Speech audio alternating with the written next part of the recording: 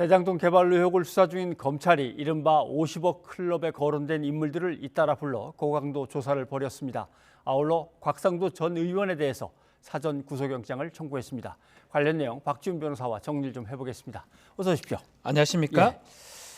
지난주에 50억 클럽에 대해서 이제 의혹이 제기됐던 인물들, 박영수 전 특검, 권순일 전 대법관, 그리고 이제 곽상도 전 의원. 이런데 결국 곽상도 전 의원에 대해서 이제 영장이 청구됐습니다. 네. 이 50억 클럽 수사가 지금까지 진행돼 온 것들을 정리해 본다면 어떻게 진행이 됐습니까? 많이 늦었다고 보는 게 맞는 것 같습니다. 예. 최초 구속 기소된 사람이 유동규 씨고요. 예. 배임죄 등등이겠죠.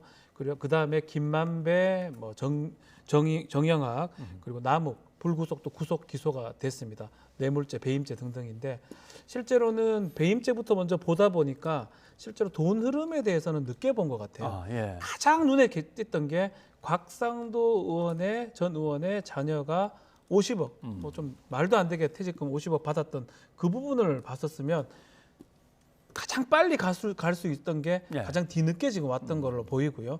결국 왔지만 결국은 딱 그만큼만 나왔습니다. 언론 보도된 거 이상으로는 더 안 나오고 예. 알선 수재는 뭐 그렇게 큰 범죄는 아닙니다. 알선 수재 정도로만 구속영장이 청구되고 나머지 박영수 전 특검이라든지 권순일 전 대법관도 뭐 별다른 상황은 아직 안 보이는 거 봤을 때는 뭐 크게 수사가 진전됐거나 성과를 냈다고 보기는 좀 어렵지 않을까 생각이 듭니다. 근데 예를 들면 뇌물죄가 있고 네. 알선수재죄가 있다면 알선수재죄가 조금 더 뭔가 이렇게 적용시키기가 좀 편하게 하겠죠. 네. 근데 이제 궁금한 거는 뇌물을 받은 것 같은데 일단 알선수재로 구속영장부터 확실히 청구해서 받아내고 다시 뇌물을 갖다가 찾으려고 하는 건지 아니면 뇌물죄에 대한 수사는 그냥 이쯤에서 접는 건지 검찰이 어떤 생각인 겁니까? 원래는 사실 알선 수재는 알선을 해가지고 돈을 받았던 거고요. 뇌물은 공무원이 대가를 갖고 대가성 있을 때, 직무 관련성 있을 때 받았을 건데 이미 검찰이 곽상도 전 의원의 자택도 압수수색을 했고요. 예. 하나는 본점 압수수색 다 했습니다. 그렇죠. 본점도 관련자 했고, 예. 조사도 다 했고요. 그걸 봤을 때는 대가성은 좀 찾아내기는 어려웠던 것 같아요. 앞으로 뭐 수사는 더 할 것 같지만 기본적으로는 알선 수재. 금융기관에 알선을 해서 특정 경제범죄 가중처벌법에 위반이 됩니다. 5년 이하의 징역에 처하고요. 뇌물죄는 훨씬 높죠. 뇌물보다는 이걸로 지금 가려고 하는 것 같고 다만 만약 신병이 좀 확보가 된다면 구속이 된다고 하면 또 다른 수사도 가능하니까 영장을 청구한 것으로 예상이 됩니다. 예.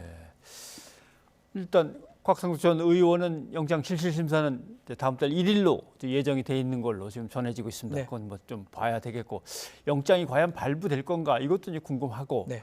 그다음에 권순일 전 대법관 같은 경우 예를 들면 이재명 후보의 이제 관련된 재판에서 누군가의 부탁을 받고 혐의를 갖다가 무죄 쪽에 손을 들어줬다. 뭐 이런 의혹이 제기됐던 그렇죠. 건데 요새는 또 그 얘기는 들어가고 변호사법 위반 정도에서 끝나지 않겠나? 네. 뭐 이런 얘기도 하고 이 세 사람 같은 경우 어떻게 결정이 되겠습니까? 일단 신병 처리는 이제 12월 1일 날 이제 영장 실질 심사를 한다 그러면 그날 아마 결정이 날 거로 지금 보이는데 이 사실 금액은 큽니다. 50억 또 세금 그렇죠. 떼더라도 28억이 지금 돈이 오갔다 하면 상당히 큰 돈인데 예. 소명이 됐냐 안 됐냐 이 부분일 것 같아요. 알선을 했냐, 금융기관에 하나은행 컨소시엄이 되도록 알선을 했고 뭔가 중간에 연결고리를 했던가 안 했던가 이게 가장 중요할 것 같습니다. 더 이상 나가서 뇌물죄에 소명이 된다면 구속이 뭐 거의 확실치 되는데 알선에도 소명 부분하고 또 알선 수재죄가 그렇게 큰 죄라고 보기는 좀 어려워요. 그런 부분 때문에 영장 발부 여부는 좀 지켜봐야 될 것 같고요. 지금 권순일 대법관 같은 시작 자체는 언론에서 보도된 거는 혹시나 뭐 그런 돈을 받고 아니면 약속을 하고 무죄를 해준 다음에 나중에 그 금액을 받은 거 아니냐 이른바 부정청탁 후 뭐 수뢰죄 아니냐라고 보도되다가 그 부분은 거의 다 빠졌어요. 예. 조사도 김만배 안 기자가 그 중간에서 그런 역할을 네. 하지 않았겠냐 그였는데 사실은 뭐 지금 다 말씀드리기 곤란하지만 13명의 대법관이 그렇게 다 하기는 사실 쉽지도 않고요. 네. 언론에서는 일단 보도는 하고 의혹 제기는 했지만 그쪽 부분 조사를 못하고 다만 권순일 대법관 같은 경우는 변호사 등록하지 않고 변호사 활동을 했던 걸로 보입니다. 그게 가장 또 어떻게 보면 간단하고 간명하고 확실하거든요. 그 부분을 지금 기본적으로 조사를 하고 그 부분을 지금 뭐 기소하거나 하려는 게 뭐 수사의 의지로 보입니다. 알겠습니다.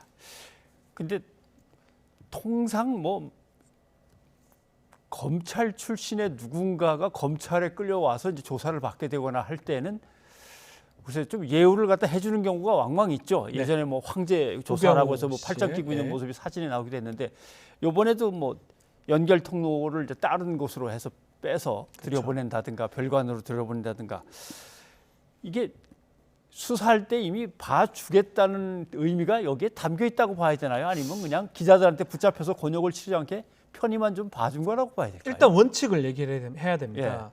최근에 이제 바뀌었어요. 가급적이면 언론에 공개하지 않고 비공개를 원칙으로 하는 것을 원칙으로 형사 그 공개 규칙 자체를 바뀌었기 때문에 뭐 그 곽상도 의원이든 누구든 간에 그렇게 한 게 맞긴 한데 예. 지금 그럼에도 불구하고요. 그럼에도 불구하고 검찰 출신들 곽상도 의원도 그 부장 검사가 하다 나왔던 그렇죠. 예. 검사 출신들은 어느 정도 좀 이렇게 아름아름 해주는 게 아닌가. 이건 국민들이 지금 바라보는 시각 같아요. 우병우 씨도 그런 게 있었고요. 예. 그래서 또 하다 보니까 혹시나 왜 뒷문으로 들어갔느냐. 또 기자들도 있고 한데 그런 부분에 대해서는 좀 문제 제기를 하는 건 사실이고요. 다만 규정은 지금 바뀌었기 때문에 비공개가 원칙입니다. 언론에 이제 나중에 피해 사실 공표 이런 문제 될 수 있기 때문에 예. 공표하지 않는 게 원칙이고요. 그래서 원칙대로 했던 것이라고 지금 수사기관에서 주장을 하고 있습니다. 네.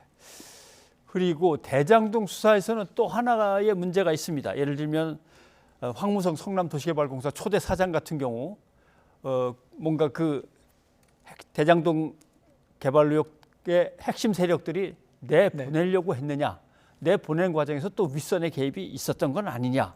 그러니까 여기에 이제 또 윗선하면 이제 이재명 후보를 겨냥하게 되는데 사실은 이재명 후보의 측근들이라고 할 수 있는 사람들도 조사는 다 받았습니다. 그렇죠. 이건 어떻게 될까요? 일단 배임죄가 있고요. 네. 황무성 사장 같은 경우는 직권남용죄가 될 수가 있어요. 강요죄 같은 거.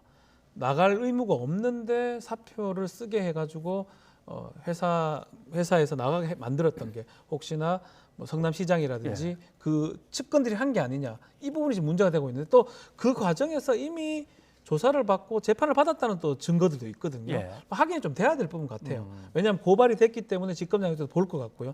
또 더 나아가서 지금 가장 뭐 언론이 관심 갖고 국민들 관심 갖고 있는 부분은 과연 성남시장 할 때 이재명 후보가 배임죄를 하느냐 안 했느냐 이 부분인데 예. 그까지 가기는 조금 시간이 좀 걸릴 것 같아요. 그래요? 아직까지 유동계에서 멈춰져 있고 더 다른 얘기가 나온다 그러면 아마도 그 윗선까지도 갈 수 있는데 지금 단계는 아직 배임죄까지는 못 가고 있는 게 아닌가. 다만 직권남용, 사퇴 외압 요 정도만 수사를 하고 있는 것으로 지금 보입니다. 예. 이제 아마도 그 대장동 관련 사업이 진행되면서 이재명 시장이 이제 시장으로서 결제한 게 한 10건은 된다. 네. 뭐 이런 얘기 나오는데 결제 자체가 윗선이라고 하는 표현에 이게 맞는 건지 아니면 결제는 그냥 결제일 뿐인데 윗선이라고 하는 것은 의혹으로 끝날지 이제 이 문제가 남아 있겠군요. 그렇죠. 예. 사실은 결제가 윗선이라 그러면 이 관급 공사라든지 이런 공사에서 지자체장이 배임죄가 성립할 가능성이 매우 높아져요. 다 이 건 결제를 말고 다른 하니까. 건들도. 예. 그래서 결제가 중요한 게 아니고 고의가 있어야 됩니다. 예. 그 당시에 손해를 끼칠 걸 알고 또 나한테 무슨 이익이 있는 것 아니면 다른 데 이익을 줄 걸 알고 그런 결제를 했을 때 범죄가 성립하는 거고요.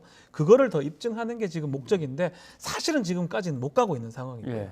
그러다 보니까 뭐 의혹은 되고 있지만 결국은 특검으로 가야 되는 거 아니냐 이런 예. 얘기까지 가고 있는 것 같습니다. 근데 진짜 곽상도 의원 영장이 어떻게 될지는 모르지만 그 선에서 처리가 끝나버리면 네.